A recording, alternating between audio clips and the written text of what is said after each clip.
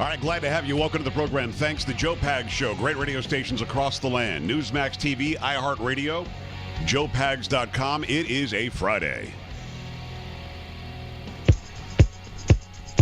Hey, give me some strings. All right, horns, where are you?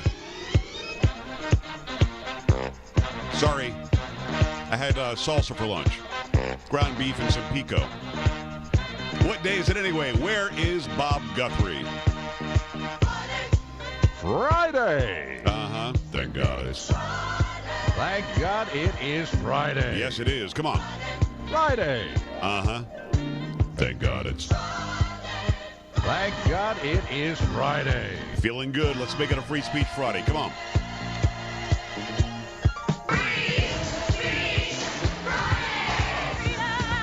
Freedom. Uh-huh. Say what? Bring it down.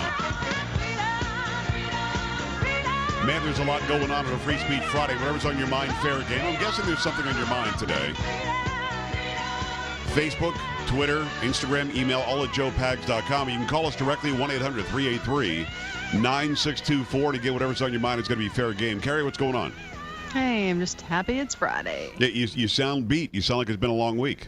I'm tired, and it has. A very long week. Oddly, and we're tired of you. So if you...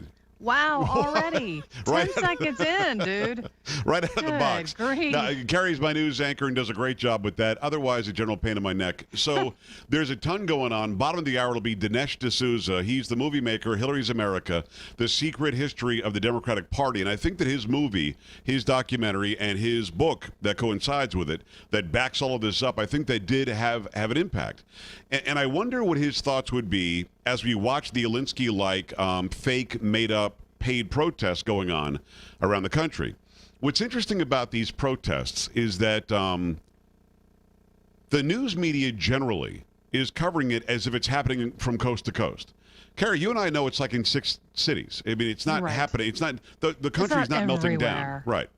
It's like Oakland, Philadelphia, Chicago, Austin, and you see these buses being driven into each of these cities. These people aren't from there. They're ruining the cities. Portland, Oregon. Portland, what the hell's the matter with Portland? Yeah, we're on all over Oregon, and we love being on there, including in Portland. Stop it.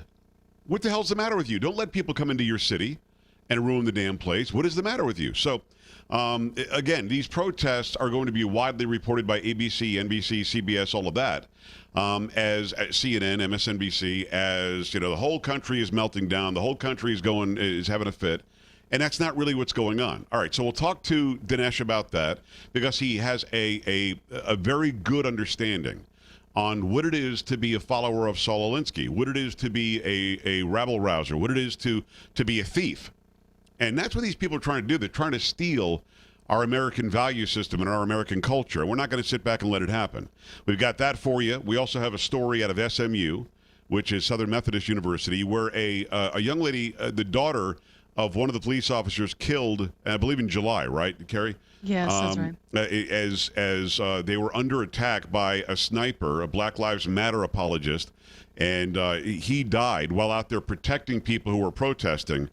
The daughter of this slain police officer was asked to go to SMU and I guess just be at some ceremony before a volleyball game. And then SMU took back the invitation. And then people like me got a hold of it, and SMU gave the invitation again. So we'll have that story, too, which is going to make your face hurt. It'll absolutely 100% make your face hurt because at some point in this country, we have to put our feet down, or is it our foots down? Because normally you would put your foot down. Right. Put our foot down. How about that? Our collective foot? Yeah, our collective foot. So you're saying is we have one foot? Yeah. Well, you know what I mean. We know what you mean. I mean, but it sounds better. Are you? Yeah, go ahead.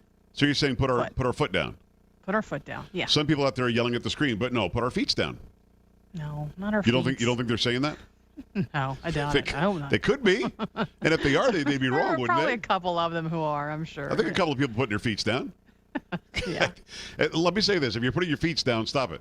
That's please. just not going to happen. It's just not going to work. So we're going to have, in the second hour, we'll have he's the chairman of the Oversight Committee of the House of Representatives of Iowa. And you're thinking to yourself, why would we have this guy on?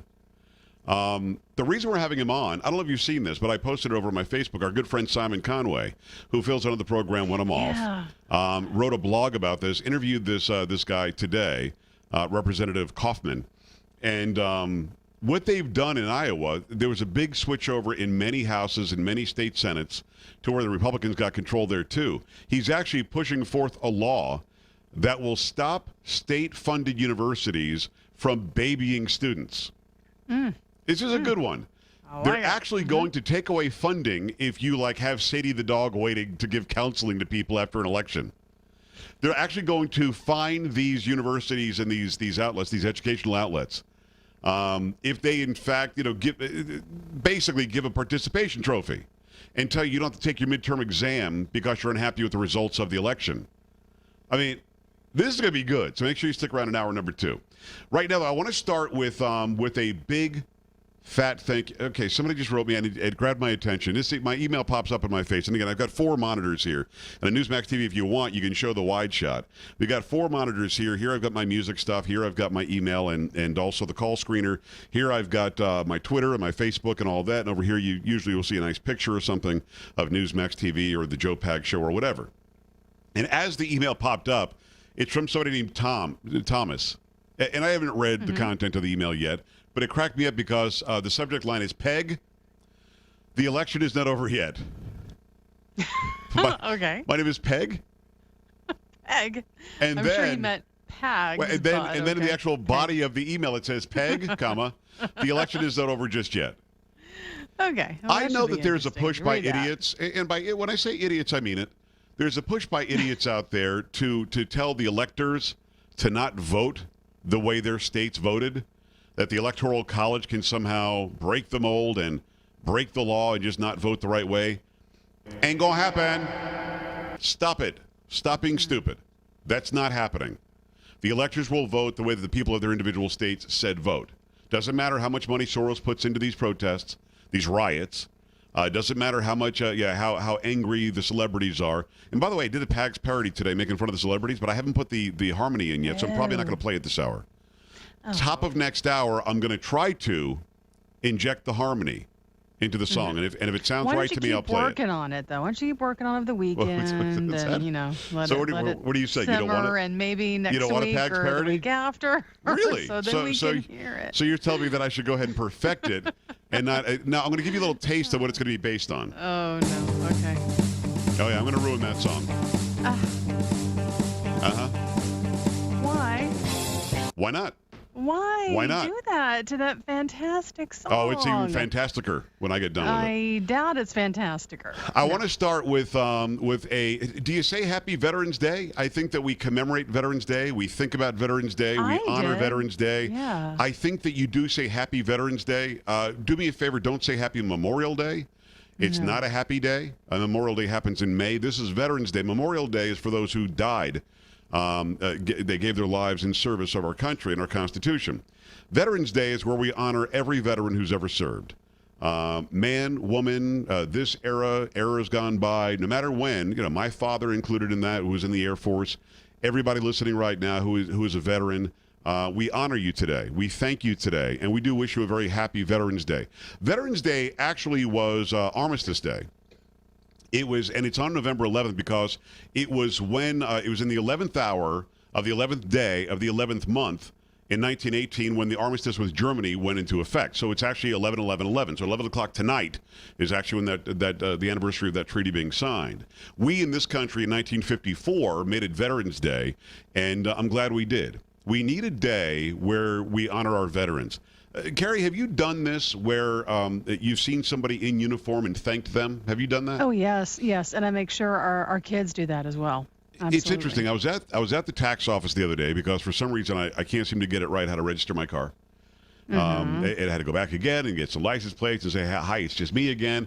And I happened to be there when a young lady, and I believe she was a Marine, and I apologize if she's listening if I got it wrong, but I believe she was a Marine, in full regalia. And she wasn't looking at me, and I wasn't looking at her, and I was like, I got to say something. I almost always do.